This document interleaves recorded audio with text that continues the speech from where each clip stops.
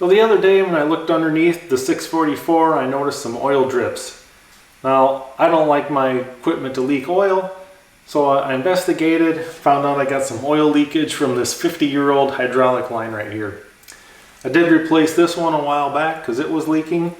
Now that I've been using the tractor, I noticed this one here is leaking.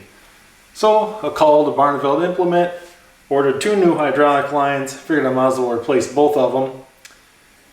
Parts came in the mail. Follow along in the video and we'll get these changed out.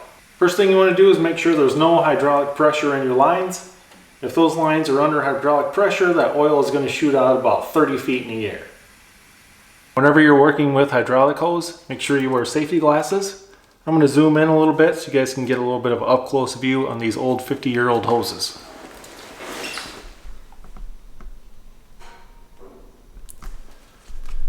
And we're going to be changing these 2 right here.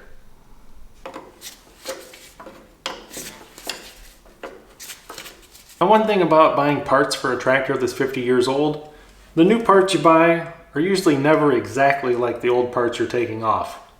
They're usually maybe kind of a kit form, maybe not exactly the way it was. It might be in 2 pieces instead of 1.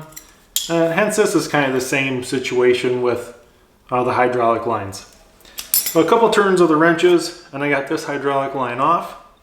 I got a 5/8 here, and with the new kit you got to thread in a new nipple. I've got that put in. I just need to disconnect this right here. I'll say this is kind of like a bulkhead fitting.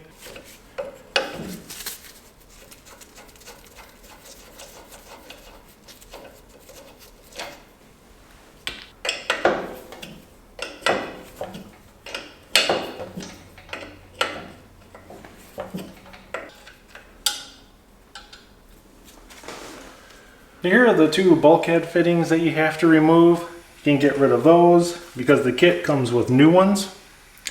And these are going to be reinstalled right there. I suggest that you put this one in first and then this one, because you can get back to this one a lot easier with this one out of the way. So I got this line here all done. It's connected right here.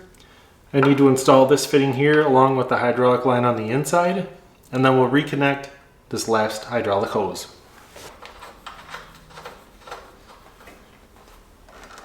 I'll make this one last connection right here, and this job is going to be done. Here's kind of a close-up of the 2 lines I installed.